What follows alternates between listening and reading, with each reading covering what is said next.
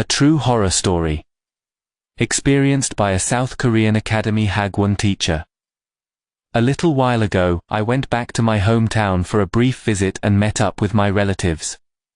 At that time, I heard a story for the very first time from my mother's younger sister, my aunt. Even after I finished listening to it, the story stuck in my head and wouldn't leave my mind for a long time. My aunt, my mother's younger sister, was originally the kind of person who had absolutely no connection to stories like that. Born as the youngest child in an era when she could barely receive any financial help from her family, she gritted her teeth, studied, and worked her way up to pass the civil service exam, eventually rising to become the administrative director at a large school in Seoul. I had always thought she is someone who accomplished everything entirely through her own sheer willpower. So, hearing words like shaman teacher or Taoist master coming out of her mouth multiple times, honestly, it felt a bit surreal to me that day. I asked her cautiously, "Auntie, didn't you used to be someone who never believed in that sort of stuff? So, why do that person's words hold so much weight with you?" At that, my aunt stared out the window for a brief moment, and said, quite matter-of-factly, "You have no idea. That person once truly saved my life."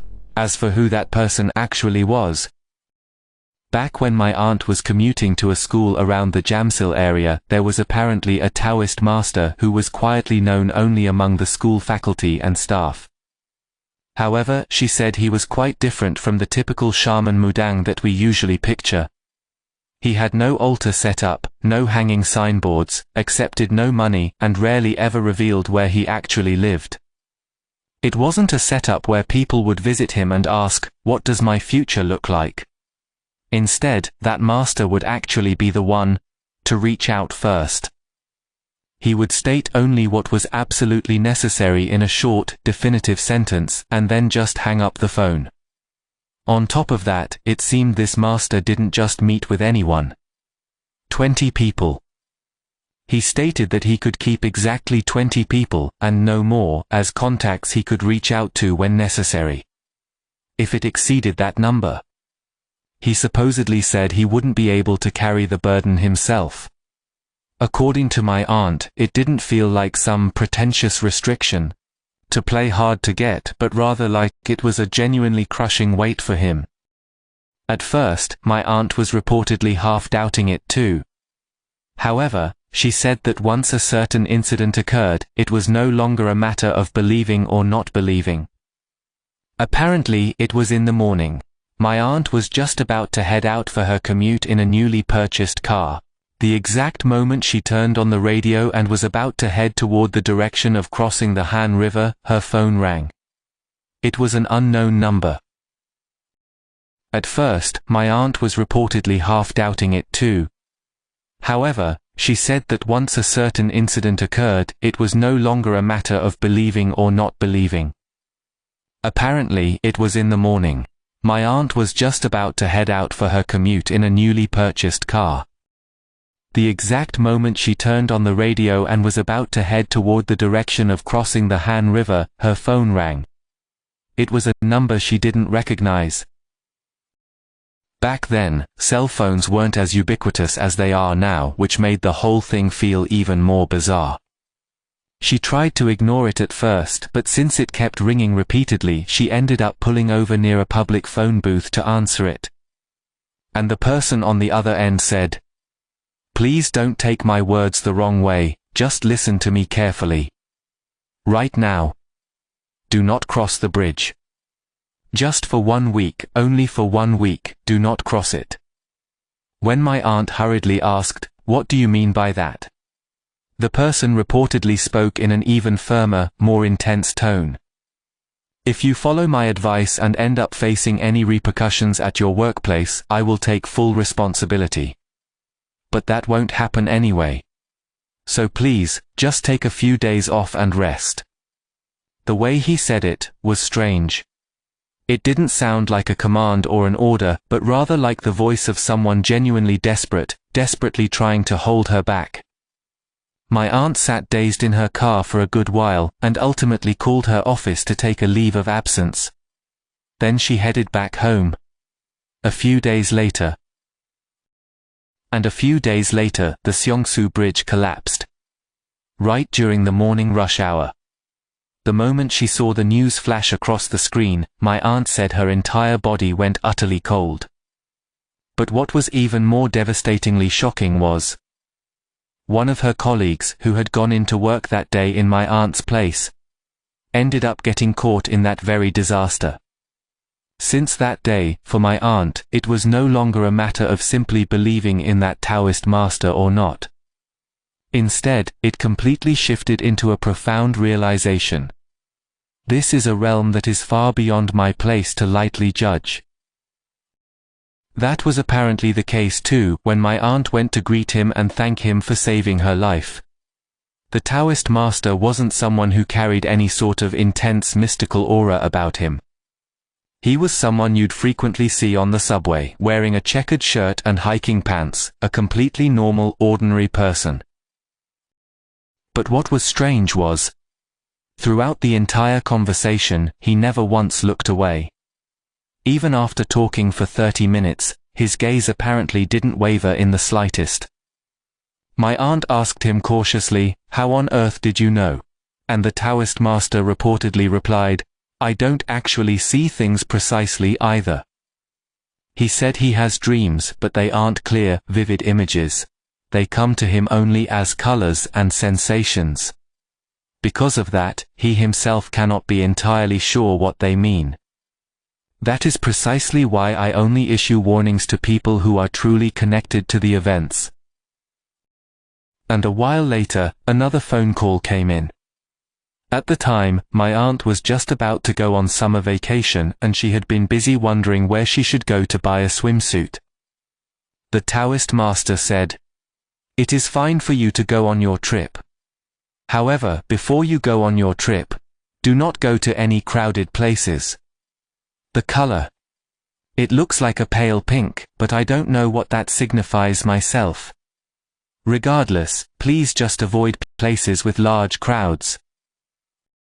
Honestly, even after hearing that, she thought, places with lots of people?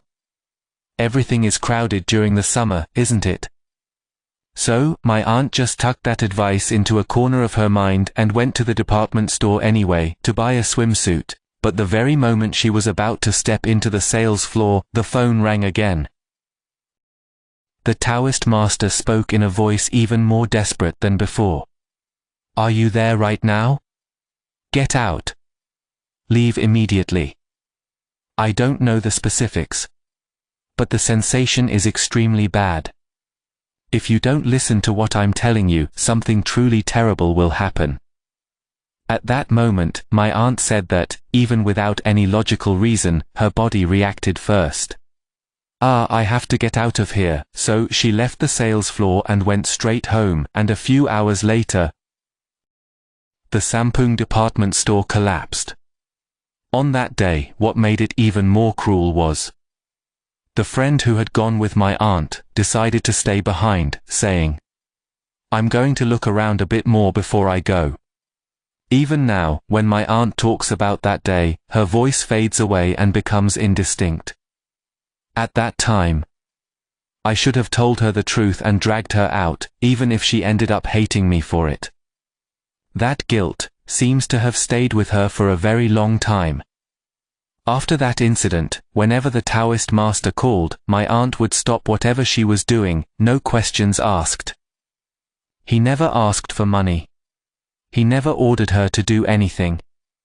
He never told her to go get an exorcism or anything of that nature. It was just, don't do it. Avoid it. That was all. My aunt felt that the Taoist master only called at moments that served as major turning points in her life. For example, take the case of the Huang Wusuk-related stocks, back then. Everyone around her was buzzing, saying, "It's a huge jackpot and you'll make a killing," and it was at that very moment, when my aunt was seriously considering putting in her entire retirement savings, that the call came. the Taoist master didn't offer much of an explanation. Lately, I assume people around you are really pressuring you to do something, right? Don't borrow anything. Don't lend anything. Don't do anything involving money. Hearing those words, my aunt decided not to invest the large sum. And as time passed, the outcome was exactly what everyone knows. My aunt never referred to it as him predicting the future. She simply said, "The fact that I was able to stop at that moment is, looking back, truly a huge deal." If the story had ended here, it might have just remained a tale about a strange acquaintance. But once my own story gets involved, things take a slightly weirder turn. It was around the time I was about to enlist in the military. We had a Navy veteran in the family, and I was actually on the verge of joining the Navy myself, but my aunt apparently asked the Taoist master about it just this once. "My nephew is about to join the Navy." The Taoist master didn't speak with any sense of certainty or conviction about this either. He simply said one single line. "It would be better not to let him board a ship. Do not let him board that ship." And as time passed, the Cheonan sinking incident occurred. Of course, there is no way to say for certain that I would have been on that specific ship had I joined the Navy. Even so, my aunt said that when she remembered that warning, she was left speechless for a long time. The last part is the story about my mother. My aunt had once met the Taoist master together with my mother. Originally, he was someone who would never, under any circumstances, see more than 20 people a day, because his connection with my aunt was so long-standing. She said he even agreed to look at my mother that day. On the spot, the Taoist master glanced at my mother, and the moment we were about to leave, he suddenly said this: "To your mother. I will reach out again soon." A few days later, a call actually came through. The Taoist master asked, "How is your husband's business doing?" When my mother answered, "He runs a business," the Taoist master said, "That business, please wrap it up quickly and pull out of whatever you can as soon as possible. In the worst-case scenario, there is a possibility that your family's finances will take a major hit. However, it won't be a matter of life or death immediately. But it might become quite painful." But my mother, she reportedly failed to take that call seriously. Because she was busy, she just let it slide. And shortly after, my father was swindled by a close acquaintance and lost a large sum of money, and due to the shock, my mother was diagnosed with a serious illness. The doctors spoke matter-of-factly, saying things like, at most, a few months. But my mother held on for 4 more years after that. My aunt said that was the part that gave her goosebumps all over again. Look, didn't he say so, that it wouldn't be death right away? As I listened to that story, honestly, setting aside whether to believe it or not, I felt a strange, unsettling chill deep in my chest. Whether that Taoist master truly saw something, or whether it was simply a series of coincidences, I cannot judge for myself. But what is strange is, when my aunt told this story, there was no exaggeration. There was no excitement, no look of someone trying to convince me of anything. It was just like someone quietly taking out an old settled fact and setting it down. And since that day, I occasionally wonder too. If that phone call, back then, if it had rung just once, just a little bit earlier, or if it had rung just once, just a little bit later, perhaps someone else from that day wouldn't have been able to remain as just a story like this. This is the story my aunt shared with me. A story where I too might have been caught in the middle. Truly, perhaps, just maybe,